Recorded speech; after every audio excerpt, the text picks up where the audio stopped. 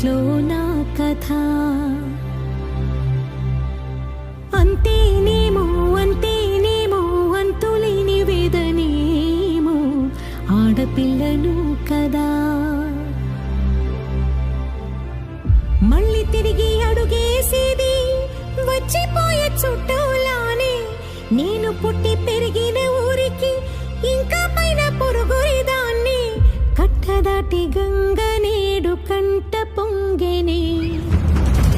ఎంత ఎంత యాతనో ఎంత గుండె కోతనో ప్రాణమోలే పెంచుకున్న పిచ్చి నాన్నకు. దూలమిరిగి భుజముపై పడిన పిడుగు పాటిది. ఇంతకన్నా నరకమే లేదు జన్మకు.